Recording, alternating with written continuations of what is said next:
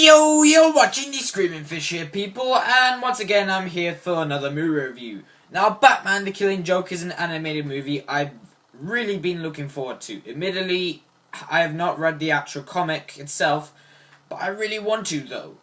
One of the reasons I was so pumped for this movie was because Kevin Conroy was coming back to voice Batman, and I really loved him playing Batman in the Arkham games, and he's awesome in the Batman animated series. Plus, Mark Hamill is voicing the Joker, which is amazing because, one, I like Mark Hamill, and two, he voiced Joker in the animated series and the Arkham games. And, yeah, he's awesome in both those franchises. And, plus, the film is based on a Batman novel written by Alan Moore, the guy that wrote comics like V for Vendetta, and yes, even Watchmen. So, yeah, you can pretty much see why I was so pumped for this movie. But is it good, though? Let's find out. First off, let's start with the good. As I expected, the voice acting is amazing. Kevin Conroy is fantastic as Bruce Wayne, aka Batman, and the same could be said for Mark Hamill as the Joker. The two of them are, in my opinion, the best part of this movie.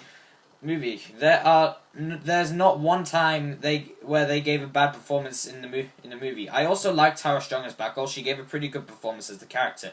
The animation for the most part was also really good. I would even say it's some of the best hand-drawn animation I've seen in quite a long time, even if it can look really bad at times. I also really enjoyed the opening car chase sequence. I found that far more enjoyable than the car chase in BVS, and it was executed very well and very entertaining. One thing that they nailed perfectly with this film is how the animators turned iconic pictures from the comics into amazing shots of animation. For example, there's this really amazing shot of the Joker from the comic that was brilliantly incorporated into the movie, and it looked amazing. However, I'm really sad to say that this movie has a lot of problems, and those problems really derailed my enjoyment of the movie, for me at least. For starters, this movie is 76 minutes long, which isn't too bad of a runtime to tell a story like The Killing Joke. One problem though, a whole third of this movie is not about The Killing Joke. No, in fact, the first third of this movie is about Batgirl trying to stop this crime boss that has a fetish for her, and it wasn't very interesting. The voice actor for the crime boss was terrible, to say the least, and whenever he was on screen, I found myself cringing like I'd never done before, minus the time I watched Transformers 4 for the 10th time. That whole third of the movie was really the only there to flesh out the character of Batgirl, but it's just the way they did it that bugs me. Mainly because Batman, who is the titled main character of this movie, because of this, he gets less screen time than Batgirl, which really bugs me because, one, it's called Batman the Killing Joke, so Batman should really have the most screen time in the movie. But he doesn't get enough screen time, and neither does the Joker for that matter. Not to mention, there are times in this movie where Batman would be about to do something cool, but then it cuts away, and instead of getting to see Batman do something really cool, we get to see a shot of Batgirl hiding behind a couch, which is not exactly what you'd want to see for about 6 seconds. I mean, 6 seconds of Batman punching 3 bad guys after coming through an elevator would have been amazing to see.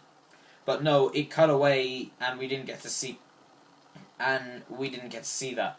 One thing that also really bugged me was that once we finally got into the Killing Joke part of the story, which is what the movie is supposed to be about, it just feels rushed to its core because we've already sat through about 30 minutes of fleshing out Batgirl, which means we only get 46 minutes of the Killing Joke, which, in my opinion, isn't really enough time to properly tell a story like The Killing Joke, and unfortunately, it really shows because the events are just so rushed. They just happen too quickly, and they're just not fleshed out enough. I mean, the Joker's plan to turn Jim Gordon insane is just not fleshed out enough at all.